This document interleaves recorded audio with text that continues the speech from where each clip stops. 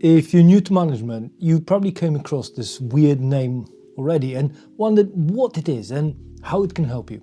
I admit that most acronyms are typically useless, but that is not the case here. SMART can transform your professional life, and by the end of this video, you will know exactly how to implement it yourself. My name is Marcel. I'm a chartered manager with 2 decades of experience working with the SMART system.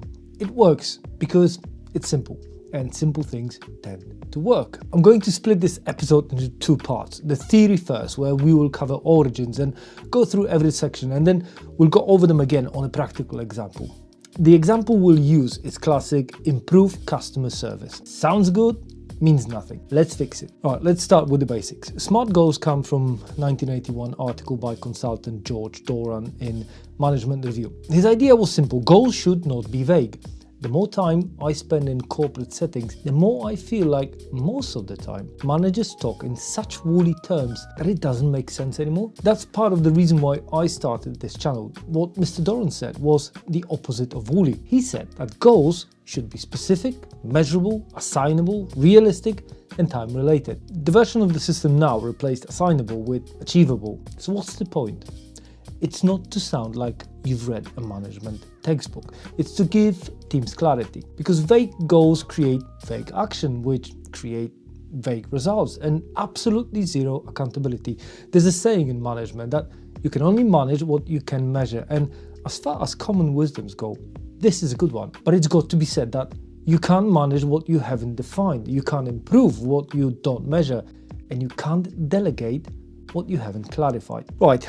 Let's break these down. I'm going to go over them quickly because we will expand on them in the second section with a practical example. Specific.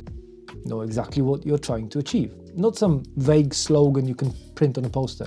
If someone on your team reads it, they should instantly understand what they need to do. If your goal could apply to any company in the world, it's just not specific enough. Measurable.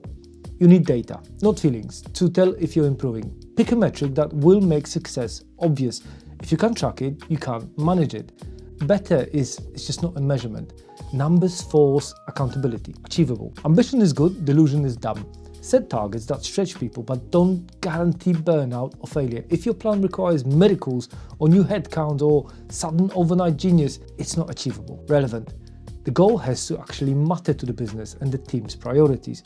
No one wants to chase vanity metrics just to make leadership look clever. If it doesn't support the bigger picture, it creates noise and wasted effort. Time-bound. We all know the deadlines force focus. Without them, the goal will drift forever. Teams need a time frame to plan, execute, and deliver. If you can't answer by when, you don't have a goal, you have a wish. Now that's the theory. Straightforward. Let's do the part that actually matters, making it real. Let's start with what probably is a goal in every company on this planet. Improve customer service. It's a great intention, but also the kind of statement that gets printed on a wall and most of the time ignored. The first problem is obvious. Improve it how? Why? Improve it for whom?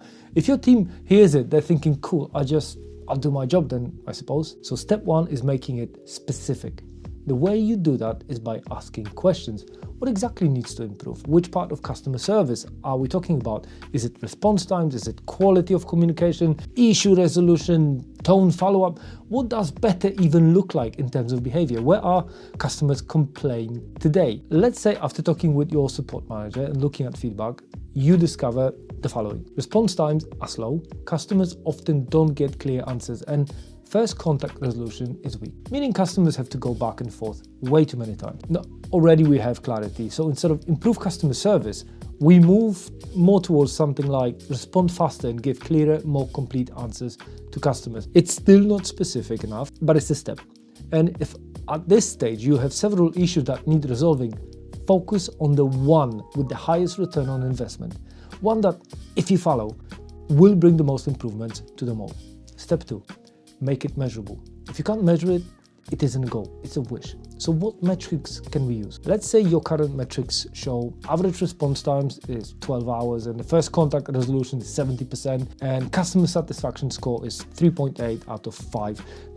Now we've got a baseline. So a measurable version might be reduce average response time to 4 hours, increase first contact resolution to 85%, and raise customer satisfaction score from 3.8 to 4.5. Now we have something that you can track. You can pull up a dashboard and actually see whether you're improving. Suddenly, this stops being motivational fluff and becomes something that you can manage. This is the line in the sun where your goal will live or die. Once crossed, the goal has been achieved. You may ask here though, why these numbers? And not, for instance, 100%. Why not aim for stars? That's where step 3 happens. Goals should be achievable. This isn't about playing it safe. It's about not setting your team up to fail. Because nothing kills morale like leadership announcing, we're going to answer every ticket in 5 minutes from now on, without changing something substantial like headcount or tools or workflows. Being achievable means asking, is this realistic given our resources and constraints? Do we need more training? Do we need to adjust workflows? Do we need escalation templates or just automation? Now, achievable doesn't mean easy. It means possible with effort, planning and support. So maybe you would provide team training on communication, create response templates and improve internal escalation rules so tricky queries get handled faster. Either way, goals should stretch you but still be in realms of doable. Step 4, relevant. This is the one that managers forget. A goal isn't just a metric, it has to connect to something bigger. Why does improving customer support matter? Well, it matters because customer satisfaction ties to retention.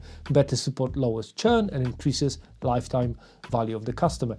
If your team understands that, the work gains meaning. When goals aren't connected to a larger purpose, they become chores. This is where input from a senior management can actually be of value. They, at least in theory, know what the larger vision is, and they can help you to align your goal with it, time-bound. That's probably my favorite because in my experience, teams go through the other sections very quickly and then they get stuck here. If there's no timeline, there's just no urgency. And if there's no urgency, well, nothing happens. Is this a quarter long goal, a month, half a year? Let's choose 90 days for this instance. That's long enough to show progress and short enough to maintain focus and momentum. You can still do a midpoint check-ins, you can adjust, coach and block. So now let's put this all together. The original one was improve customer service. Now the final smart version is within 90 days, reduce average response time in customer support from 12 to 4 hours, increase first contact resolution from 70 to 85, and improve customer satisfaction score from 3.8 to 4.5 by implementing response templates, providing product training for the support team, and improving internal escalation workflows. Now that version tells everyone exactly what success looks like, when it should happen, and how we will all get there. Now there's no hiding. It's aligned, measurable and operational. A couple of coaching moments here. When you're doing this with your team, don't show up and dump finished SMART goals on them like it's a surprise quiz. You need to bring them into the process. Ask questions like, what are customers struggling with right now? What's frustrating for you when handling tickets? And what does success look like from your perspective? What support or tools would help? When people co-create goals, they own them. When you hand them goals from a spreadsheet, they tolerate them at best or completely reject them at worst. Make sure the team feels it's their goal because they created it and understood consequences. Now 90 days may not be enough for some, so do expect negotiating with some parts of the team. And also, SMART goals are not the end state. They're more like scaffolding. You don't win by writing goals, you win by executing them, reviewing progress regularly and adjusting. SMART gives structure, but the real work is in accountability, coaching and iteration. If I was to put numbers on the amount of effort needed to achieve the goal, setting it would be like 5%, with review being 2% and execution everything else. And before we wrap, let's talk about common mistakes new managers make with SMART goals. First, thinking the exercise itself is the win. Writing a perfectly formatted SMART statement doesn't mean anything. It doesn't mean anything if no behavior changer follows. Second, going too narrow, focusing on metrics and missing the human skills or process changes that enable improvement. The third one is unrealistic expectations. Goals that sound bold in a meeting but just destroy morale and make people quietly disengage. The fourth one is treating the acronym as a checklist instead of a thinking tool. The acronym isn't the point, clarity is. SMART goals are a means, not a mission. They sharpen direction, they turn intention into execution. They make performance conversations objective instead of emotional. They help you coach, not guess. Anyone can say, let's do better. Leaders define what better means, how we'll measure it, and what support the team gets to achieve it. So next time someone in a meeting says, we need SMART goals, don't roll your eyes. Ask, okay, what exactly do we need to achieve? How will we know? Why does it matter? What's the timeline? Push for clarity. Clarity beats motivational poster every time. And I can assure you, everyone will all of a sudden focus on you and start seeing you as someone who leads. And remember, your job isn't to write goals, your job is to deliver outcomes. The SMART goals are just one of the simplest, most underrated tools to do that when you use them properly. Enjoy this tool and build something great with it. And let me know in comments what it is. Like, subscribe, and I'll see you in the next one.